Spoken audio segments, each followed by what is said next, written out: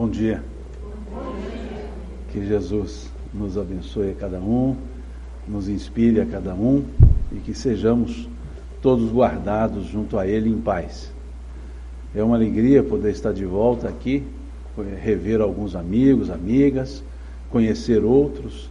É uma alegria sempre renovada e ver esse trabalho que vocês fazem, né? Eu digo que ser espírita lá no Brasil é mais fácil do que fora, né? Pelo o empenho, pela dedicação que aqui se tem. No Brasil, muitas vezes, o espírita vai por efeito manada, né? Já que outros são, também vamos, né? Aqui não, aqui é uma opção, uma escolha, uma entrega. Então, parabéns, e é motivo de grande satisfação poder a gente pegar um pouco dessa energia de vocês para reabastecer a nossa e seguir o caminho. Muito obrigado mesmo por isso.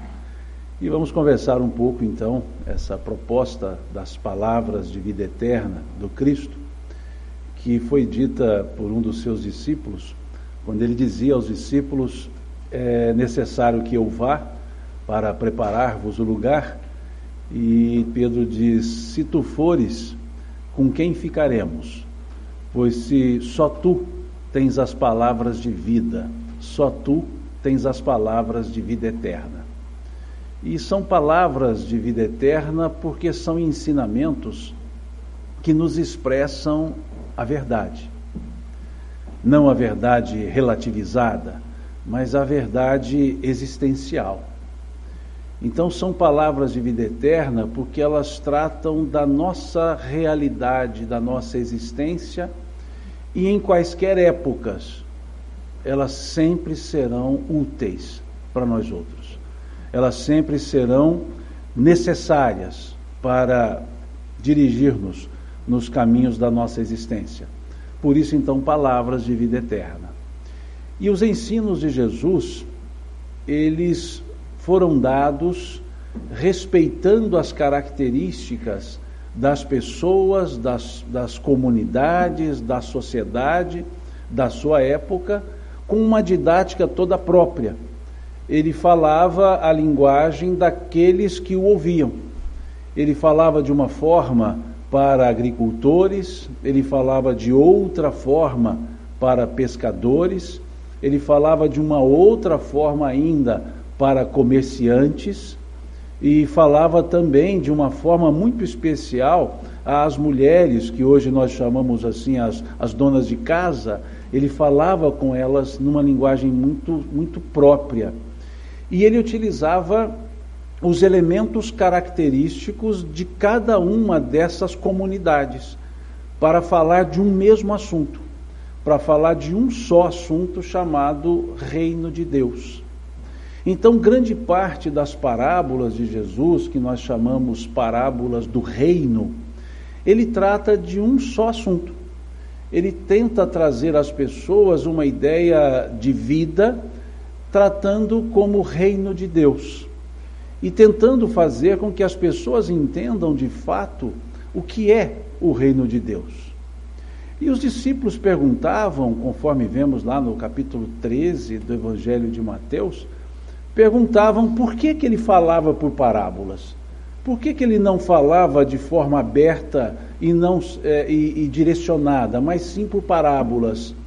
E ele traz o pensamento, ou a frase do profeta Isaías, dizendo: essa geração me ouve, mas não me entende. Então ele dizia: eu falo por parábolas porque eles ouvindo não ouvem e vendo não veem. Por isso é necessário falar em parábolas. E aí então, com as parábolas, ele ia construindo um raciocínio, ele ia construindo uma ideia e passando um ensinamento. E são várias as parábolas, mas ficaremos com a ideia das parábolas do reino. Aquelas que ele começa dizendo: o reino de Deus é semelhante a. E o que vem depois do a dependeria de com quem ele estava falando. Ele, conversando com pescadores, ele disse: o reino de Deus é semelhante a um homem que lançou-se ao mar e jogou a rede, e pegou peixes grandes e pequenos, e voltando à praia, separou-os, levando os grandes ao mercado e jogando os pequenos fora. É uma ideia que nós chamamos escatológica, escatologia. É um momento de separação, um momento de escolha, um momento de decisão, um momento de discernimento. Por isso ele pesca todo tipo de peixe, grande e pequeno, mas só utiliza os grandes, os pequenos não são considerados. Então ali ele mostra um reino de Deus que há uma escolha a ser feita por todos nós, que há uma atitude a ser tomada por todos nós. Ele conversava com agricultores e ele dizia: o reino de Deus é semelhante a um homem que semeou a semente. E à noite, vindo o inimigo, semeou a má erva, a má semente. E quando cresceram as sementes, disseram os servos: Senhor, eis que semearam o joio no meio do trigo. E ele diz: o inimigo semeou. E os servos disseram: vamos arrancar o joio. E o Senhor diz: não, deixai-os crescer juntos, pois nessa época eles se parecem muito. E ao arrancar o joio, podemos também arrancar o trigo. Então deixemos crescer os dois, e quando da colheita, colheremos os dois. E aí separaremos o joio do trigo, levando o trigo ao celeiro e ateando fogo no joio. Da mesma forma que separaram-se os peixes. Mas ele falava com o agricultor. E falava ali o joio e o trigo como sementes que se parecem, como arbustos que se parecem, porque muitas vezes as coisas nos chegam muito misturadas. O certo e o errado podem parecer muito próximos, e é preciso que aguardemos o momento certo para poder separar, para poder escolher, para poder ver o que é conveniente daquilo que não é conveniente. Então também o reino de Deus é semelhante a essa espera, a essa situação propícia, momento propício. Depois ele dizia: o reino de Deus é semelhante a um comerciante. Ele falava com comerciantes que procurava pérolas e, encontrando-a, sabendo o seu valor, vendeu tudo o que tinha e comprou aquela pérola. Ele falava do reino de Deus como algo que valeria a pena se sacrificar, que valia muito mais, que valeria a pena dispor de tudo para ter, porque o comerciante ele sabe bem o valor do lucro. E ele dizia então que o reino dos céus era lucrativo, que valia a pena adquiri-lo, porque ele valia mais. Ele ainda dizia: o reino de Deus, com os mesmos comerciantes, é semelhante a um homem, mas agora ele falava com financistas, com cambiários. É semelhante a um homem que encontrou um tesouro enterrado em um campo. E sabendo o valor daquele tesouro, comprou o campo, vendendo tudo que tinha. Mais uma vez ele falava a linguagem daqueles que sabiam valorizar o aspecto financeiro. Então ele usou a linguagem financeira para falar com eles que o reino de Deus era como aquele ganho que eles tanto almejam no dia a dia. E ele, conversando com as mulheres, ele dizia: o reino de Deus é semelhante a uma mulher que fez a massa, colocou o fermento e a massa cresceu. Mostrando que o reino de Deus, ele se avoluma, ele cresce. Quando se tem a justa medida, porque diz que colocou 3 medidas de farinha em uma de água. Mostrando que há a medida para o reino de Deus, há a forma para o reino de Deus. Então ele tinha essa didática toda especial para chamar a atenção das pessoas para aquilo que ele queria dizer. Numa linguagem lá nossa, mineira, Jesus não batia em ferro frio. Ele não jogava palavras fora. Ele não perdia a oportunidade de ensinar, mas só ensinava para aqueles que guardavam condições de entendimento, mas ensinava dentro do nível daqueles que podiam também guardar o entendimento. Mas ao falar de diversas formas, ele falava uma coisa só: o reino de Deus. E essas 5 parábolas, elas trazem um elemento comum. Embora ele tenha usado diversas figuras, há um elemento comum em todas elas que faz com que o ensinamento seja um só. Pensemos, onde se pesca um peixe? Dentro de uma água. No meu caso, também no supermercado, mas aí não é uma pescaria, porque eu também não sou pescador. Mas vejam, onde se pesca peixe? Dentro da água. Onde se semeia uma semente? Dentro do sulco. Onde estava aquele tesouro? Dentro da terra. Onde se encontra a pérola? Dentro de uma ostra. E o fermento? Ele age de fora para dentro ou de dentro para fora numa massa? A massa se avoluma de dentro para fora. Então nós temos algo em comum nessas parábolas, que é interioridade. Em todas elas ele falava do interior. Depois, não mais em parábolas, ele disse: o reino de Deus não vem com aparências exteriores, pois o reino de Deus está dentro de vós. Veja que sapiência, trazendo a ideia para que nós busquemos o reino de Deus dentro de nós. Como ele foi sensível em dizer: não vem com aparências exteriores. E ele usa a partícula conclusiva, pois o reino de Deus está dentro de vós. Isso nos remete ao livro dos Espíritos. Quando vemos lá na questão 621, a pergunta: onde está escrita a lei de Deus? Qual foi a resposta? Na consciência. O reino de Deus está dentro de vós. Onde está escrita a lei de Deus? Na consciência.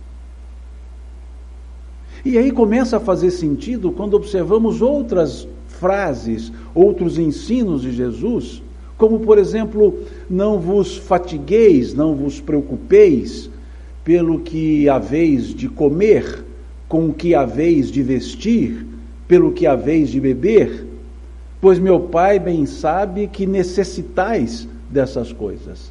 Buscai primeiro o reino de Deus e a sua justiça, e essas outras coisas ser-vos-ão acrescentadas.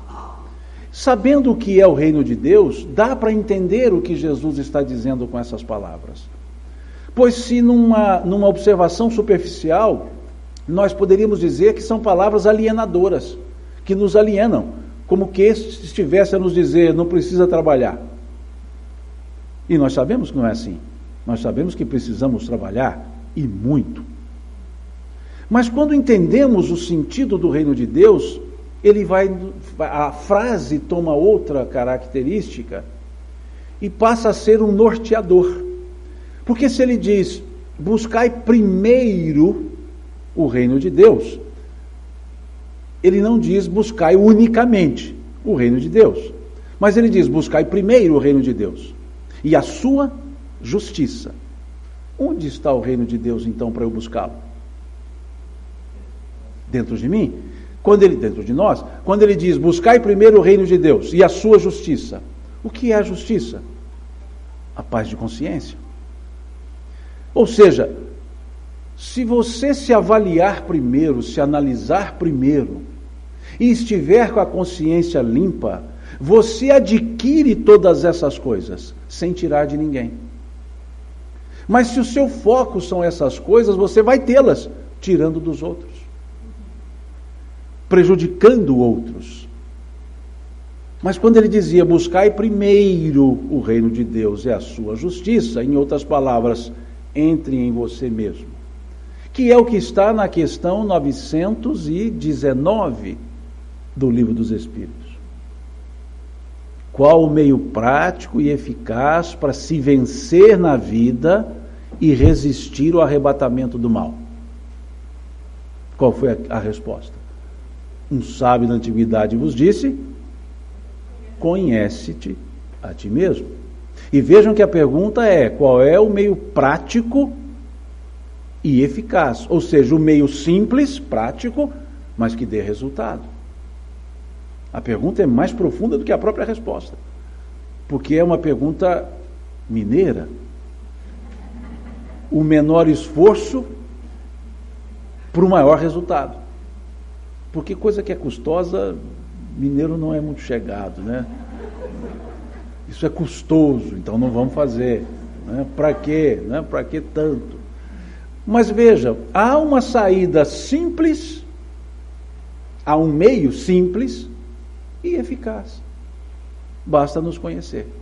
Bonita a resposta. E Kardec desdobra a pergunta, 919A, e diz: entendemos a beleza dessa máxima, conhece-te a ti mesmo. Mas a dificuldade está justamente em nos conhecer. Como fazer? E o Espírito Agostinho, Santo Agostinho, dá uma resposta de 1,5 páginas, fazendo um convite a uma viagem interior.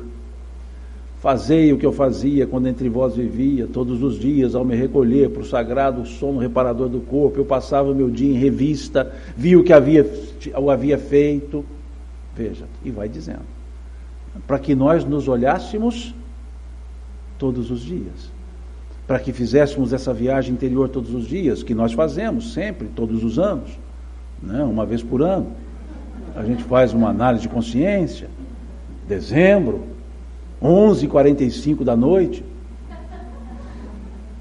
para avaliar o que eu fiz o ano todo, né? Dia 12 de fevereiro, dia 13 de março, 12 de abril, 15 de junho, e não nos lembramos de nada. E ele falava: fazer isso todos os dias.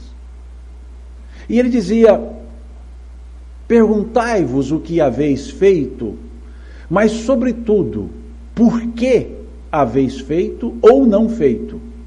As respostas serão para vós um alento para a vossa alma ou um indicativo daquilo que precisais mudar em vós mesmos. Veja, por que eu faço isso? Eu posso ter feito algo bom, mas por qual motivo? Por interesse próprio? Leon Denis, no capítulo 24 do livro O Problema do Ser, do Destino e da Dor, ele escreve: quando os meus atos são bons e os meus pensamentos são maus, existe uma falsa aparência do bem.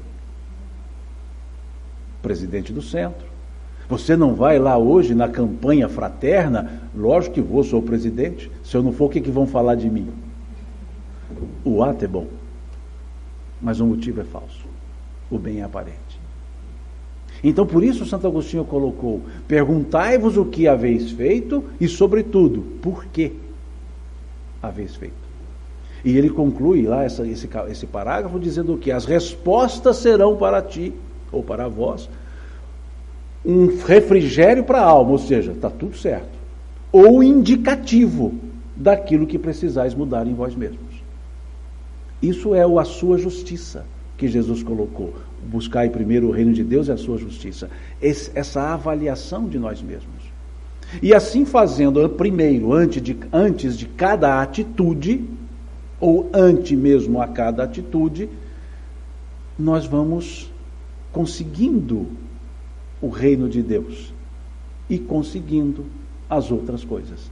Por isso ele dizer: e essas outras coisas ser-vos-ão acrescentadas. Quando não buscamos, não entendemos essa interioridade do reino de Deus, quando não entendemos essa viagem interior, nós vivemos buscando coisas que talvez não necessitaremos. Por isso Cristo dizer: meu Pai bem sabe que necessitais dessas coisas. Necessidade é diferente de desejo. eu posso desejar coisas as quais não preciso. Então veja, o que eu preciso e o que eu desejo não necessariamente são as mesmas coisas. Desejo é o que eu quero, necessidade é o que eu preciso. E o Cristo não disse, pois meu Pai bem sabe que desejais essas coisas, pois meu Pai bem sabe que necessitais dessas coisas. E o que é desejo? O que é necessidade? Instado a falar sobre isso, Platão teria dito: durma no chão por 30 dias, passe a pão e água. Qualquer coisa além disso é desejo. Ou seja, a necessidade é dormir. Onde é desejo? A necessidade é comer. O que é desejo? Para nos mostrar que precisamos ter a justa medida, o equilíbrio. Por isso, a sua justiça. Porque muitas vezes o nosso desejo pode ser a necessidade de alguém. E eu estou atendendo o meu desejo, furtando a necessidade daquele alguém. E aí não há justiça no reino de Deus, nesse caso. Aí não haverá, da minha parte, o exercício da consciência tranquila. E é isso que ele chama a atenção, nessa passagem do Sermão do Monte, que nós chamamos da solicitude pela vida. Para a gente entender isso, que devemos buscar os interesses materiais sem comprometimento da nossa realidade espiritual. Então a importância dele falar sobre o reino de Deus, a importância dele mostrar que esse reino de Deus, que significa ali felicidade, beatitude, não está fora, está dentro. Arthur comentou aqui a questão 942 do Livro dos Espíritos, que faz um questionamento sobre se o senso de felicidade não seria uma utopia, não seria mais um sonho e inaplicável. E os Espíritos respondem que não, que é uma realidade. E por que é uma realidade? Porque a felicidade, ela é o objetivo da lei de Deus, conforme vemos na questão de número 614 do Livro dos Espíritos. O que se entende por lei natural?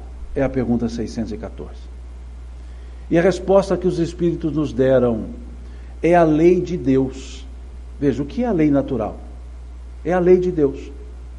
E aí precisamos de um parêntese para entender as leis naturais como leis físicas, a lei da mecânica universal, ação e reação, a gravidade e assim vai. São naturais, são de Deus.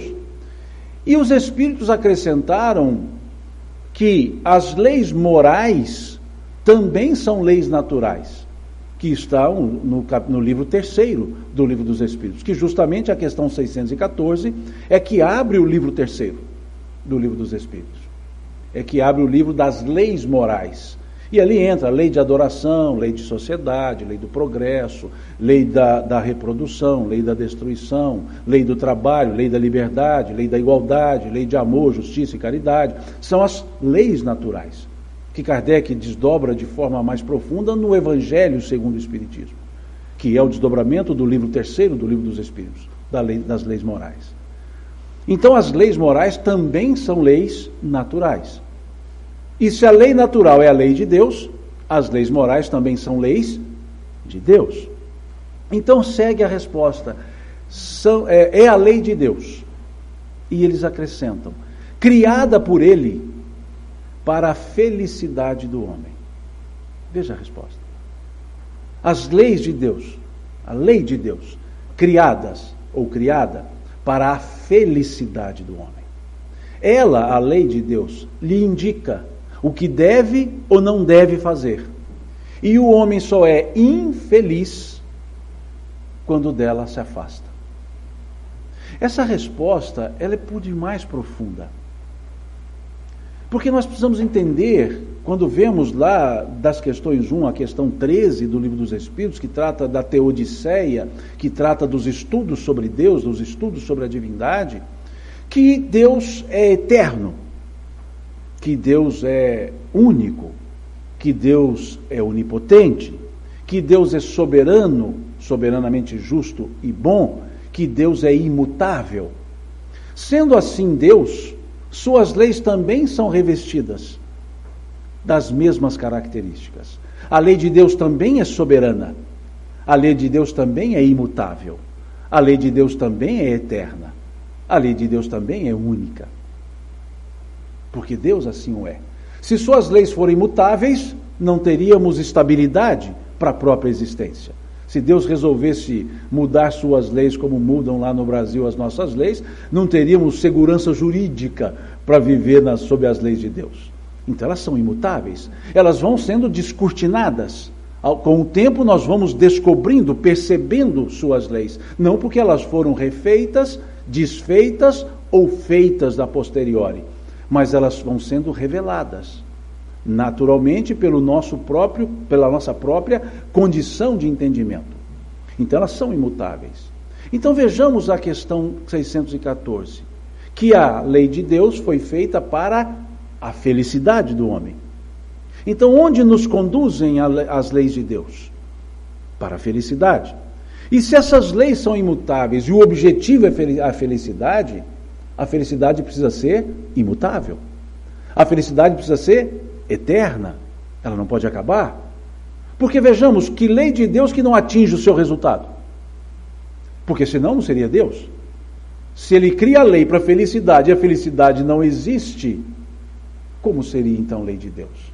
Então a felicidade sempre existe, a felicidade nunca acaba. Mas Simão, então como é que fica as horas que nós estamos tristes? Isso é outra conversa. Isso não está na felicidade. Nós vamos entender isso. Como também a alegria não está na felicidade. Tristeza e alegria estão nas circunstâncias. Tristezas e alegrias estão nos fatos, nas ações. Mas nenhuma delas retira ou aumenta a felicidade. Eu sou feliz estando alegre ou estando triste. E eu não consigo estar alegremente triste, tristemente alegre. Porque essas duas expressões, elas são antagônicas, elas são mutuamente excludentes. Elas se excluem. Para que uma ocorra, a outra tem que desaparecer. E elas sempre se alternam. O dia, quando eu estiver muito alegre, pode ficar tranquilo, vai se entristecer. Um dia vai. Quando estiver triste, fica tranquilo, vai se alegrar, porque elas se alternam, porque existem as duas. Então, quando acaba uma, quando surge a outra. Tudo que tem contrário, acaba. Por quê? Porque há o substituto. Então, o frio, há o calor. O escuro, há o claro. O molhado, há o seco. Então, por isso, essas coisas terminam. Por quê? Quando acaba o molhado? Quando fica seco. Quando acaba o seco? Quando fica molhado. Não há secamente molhado, molhadamente seco. Mas vejam, se alternam. E qual é o contrário de felicidade? Já vimos que não é tristeza, porque tristeza é contrário de alegria. E aí a questão diz, ela, a lei, que é feita para a felicidade, lhe indica o que deve ou não deve fazer.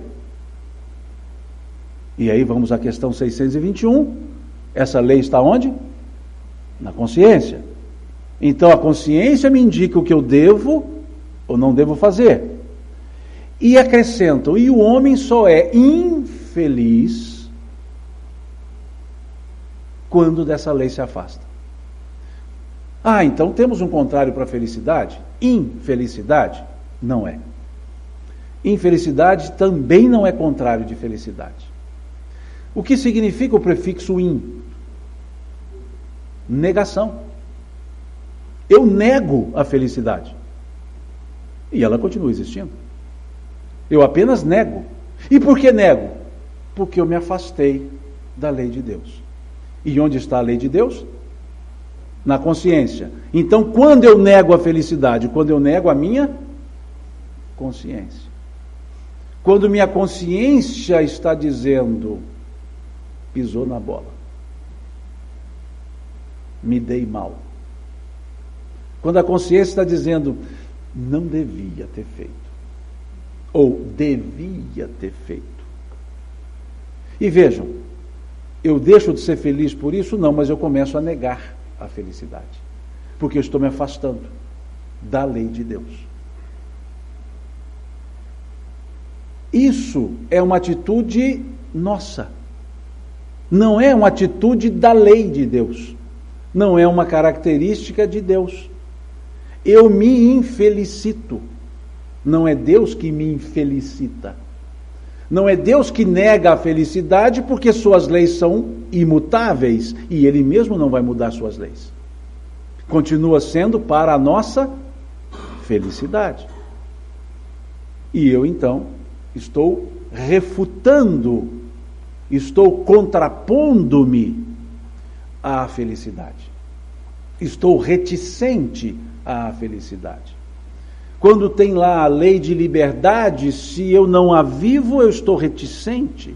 A lei de igualdade, se eu não percebo as igualdades nas pessoas, eu estou contra a lei de Deus, eu estou contra a consciência.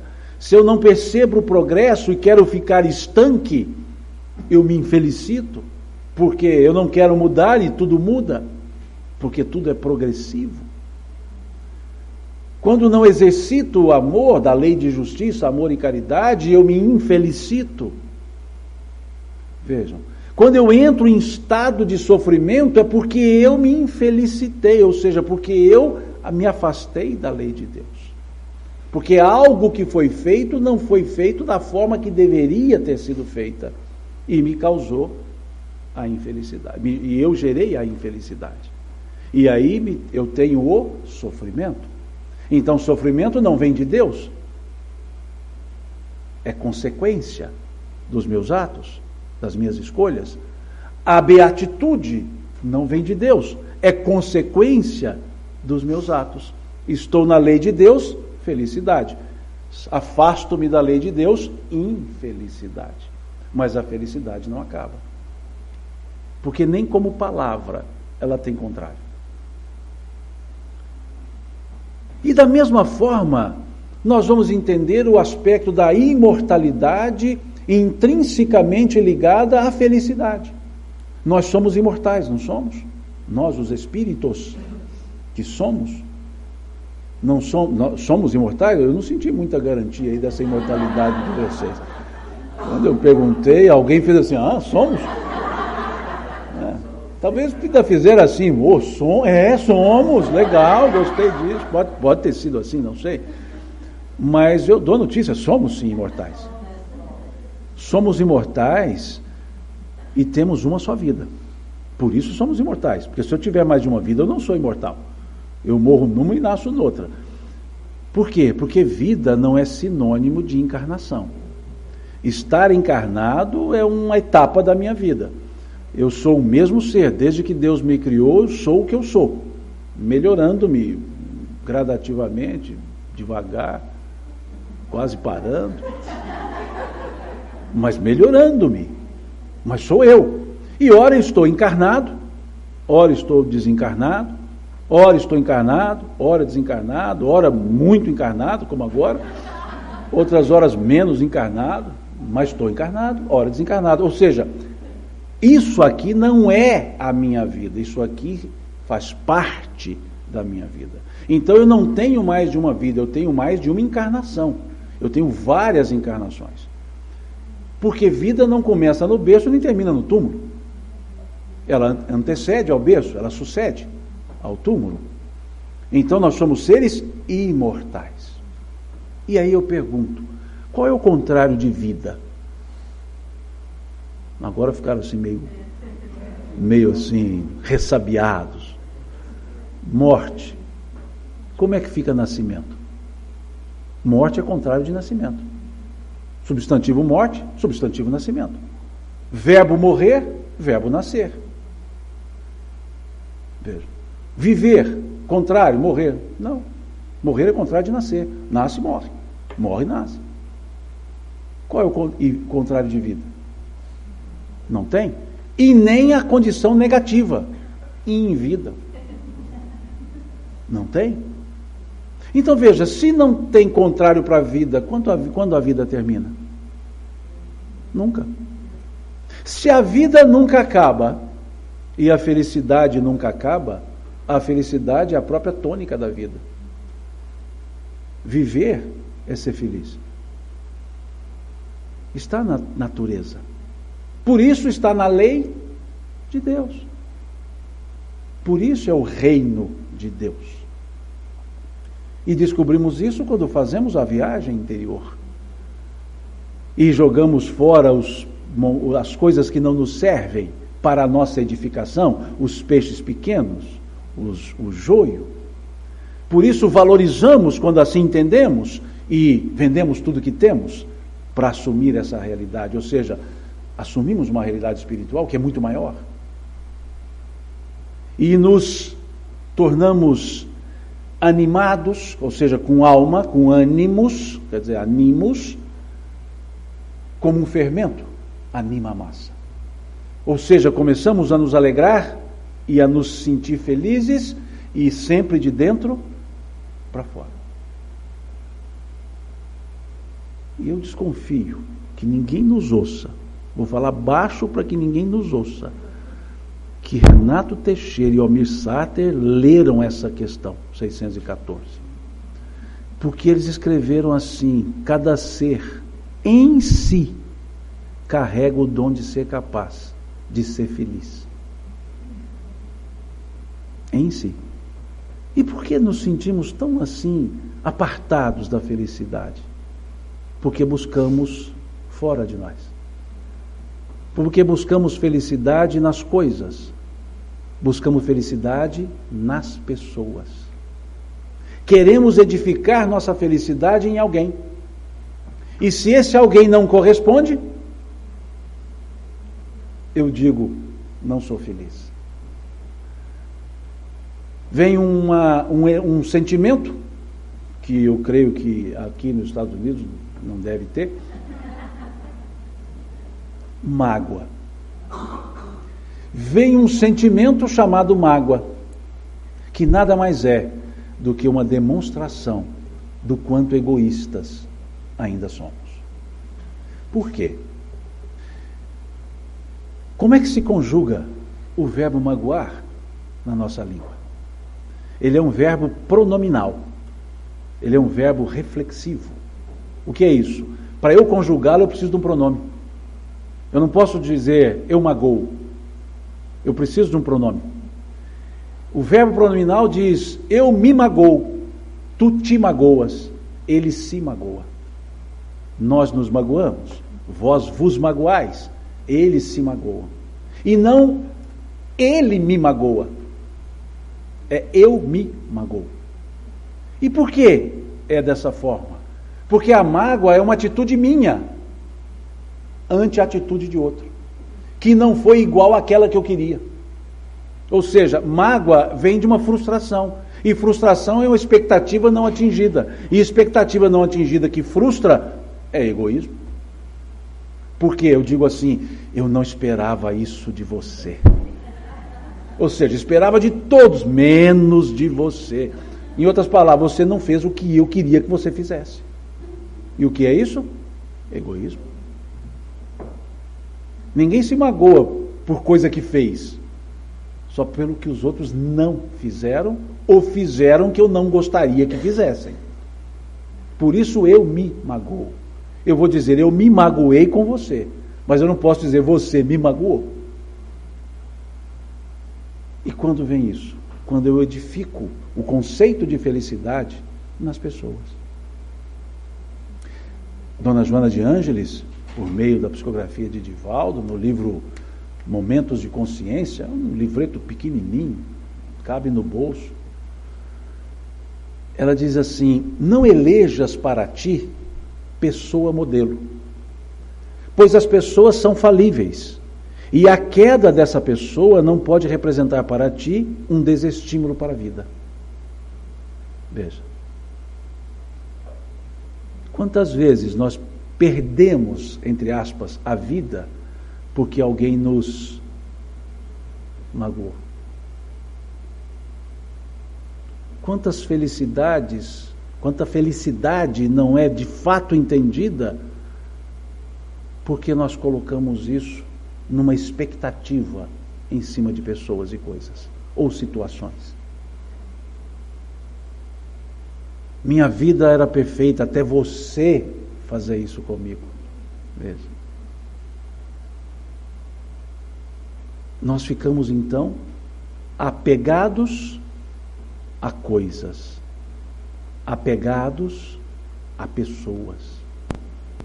E o amor, que deveria ser libertador, é aprisionador. Porque o amor passa a ser, na ideia daquele que assim pensa, uma propriedade daquilo que se ama, daquele que se ama. E em vez de amor, nós temos apego, propriedade.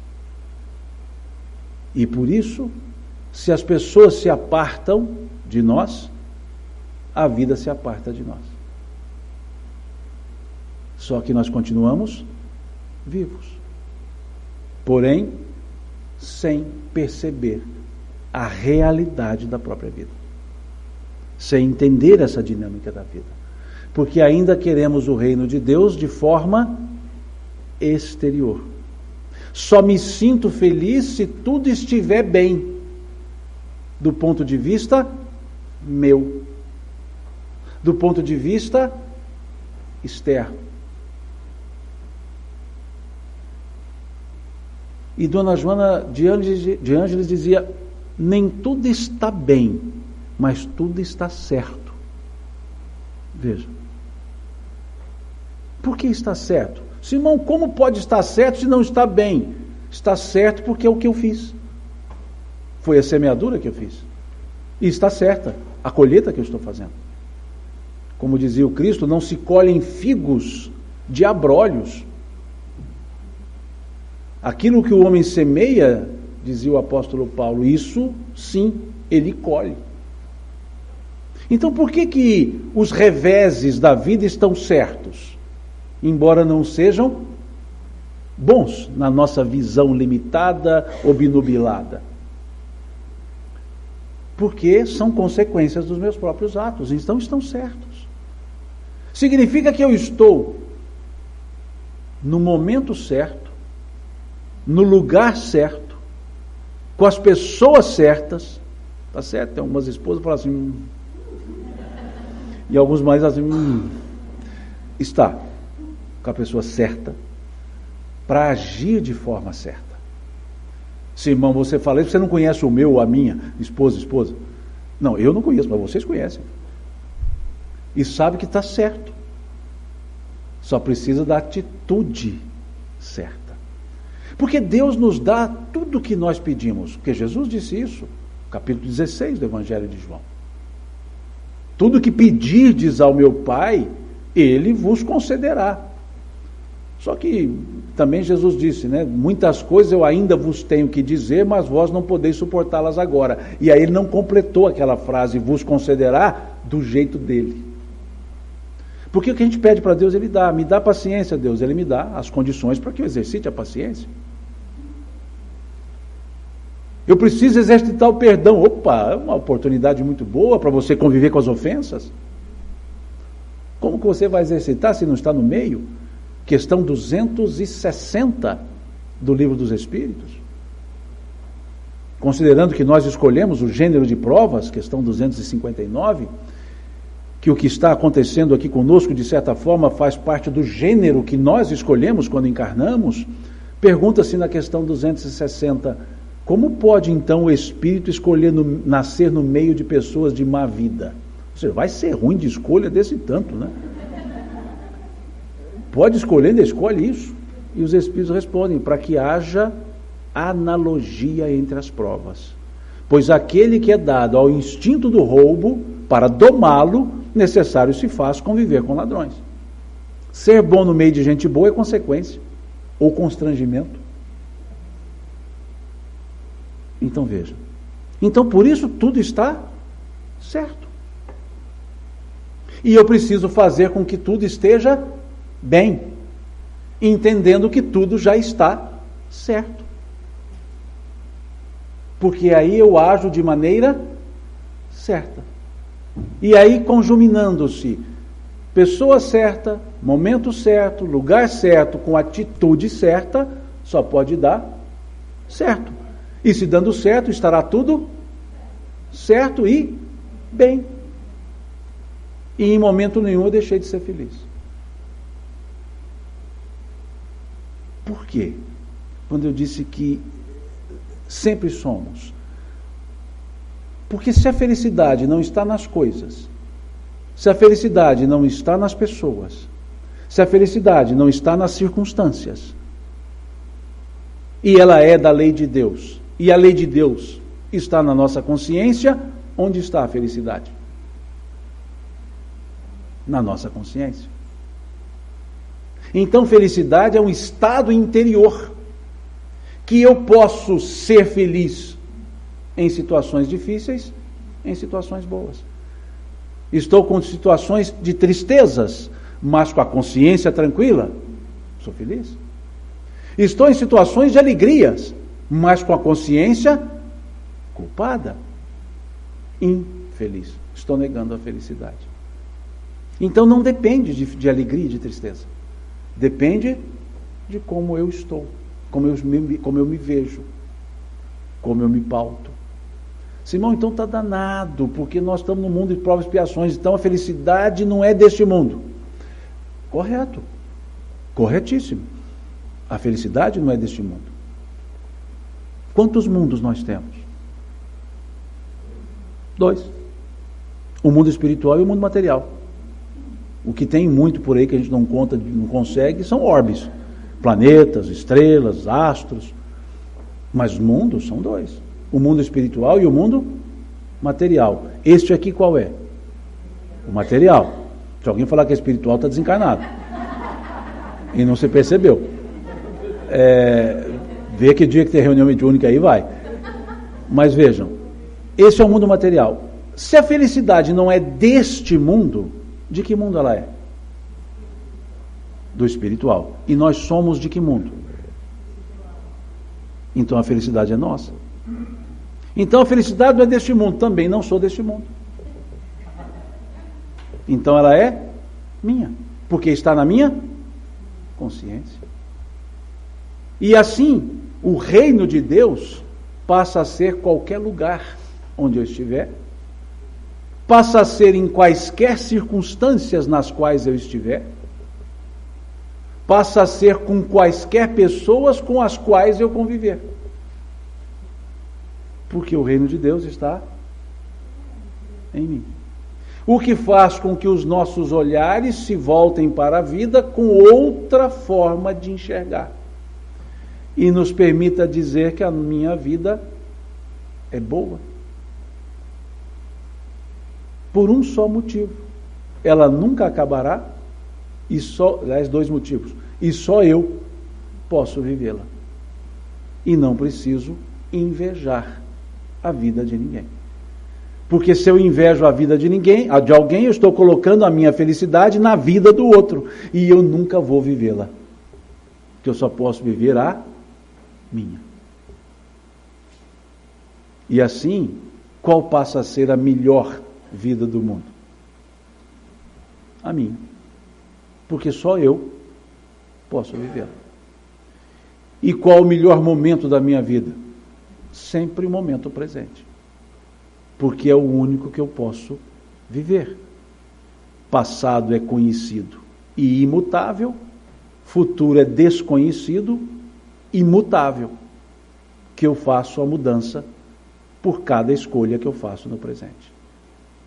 E aí, sem o hedonismo, sem o niilismo, eu posso dizer que o meu presente é sempre o meu melhor momento.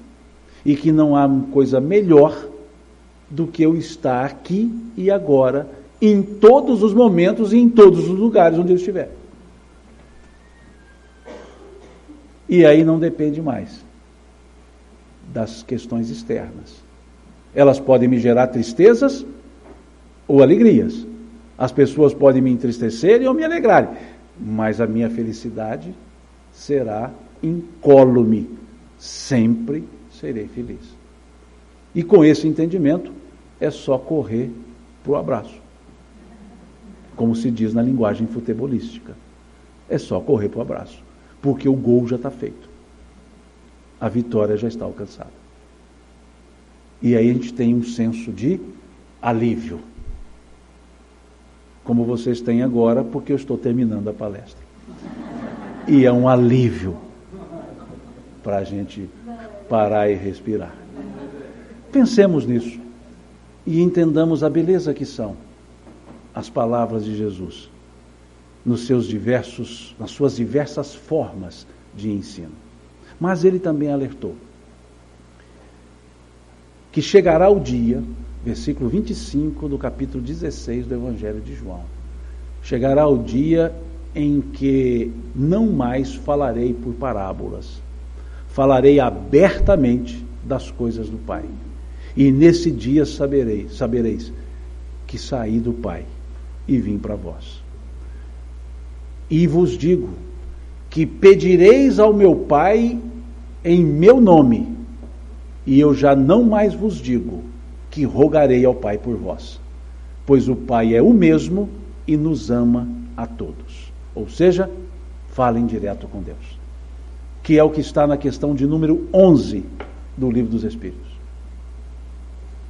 Um dia o homem entenderá Deus quando não mais estiver obscurecido pela matéria. O homem então verá e entenderá Deus. E é o que foi dito por Jesus no versículo 25 a 35 do capítulo 16 do Evangelho de João. No 24 ele diz: vos digo que o que pedirdes em meu nome eu rogarei ao Pai por vós. Aí a partir do 25 ele já diz: chegará o dia em que pedireis ao meu Pai em meu nome, eu não mais vos digo que rogarei ao Pai por vós, pois o Pai é o mesmo e vos ama a todos. Ou seja, teremos total entendimento do que é de fato ser criatura de Deus. Criatura que traz em si todo o germe da divindade, todo o potencial da bondade, todo o potencial da vida plena e da alegria. E uma vida que o Cristo nos diz, conforme está no capítulo 10 e versículo 10 do Evangelho de João: meu Pai vos dá a vida e vos-la dá em abundância. Então, tudo é abundante. Por isso alguém brincou comigo aqui do Deus farturento, porque foi uma pessoa que me disse isso lá em São Roque de Minas. Quando falávamos sobre Deus, das qualidades, os atributos, ele disse: só esqueceu de um. Não, esqueceu de um. Não, esqueceu de um. Deus é farturento. E Deus é farturento, porque tudo que temos é em abundância. Mas os nossos olhos fechados não conseguem perceber. Então abramos os olhos, abramos os corações, para entender essa realidade da vida. A vida abundante, a vida que nos é imortal. Que Deus nos abençoe a cada um.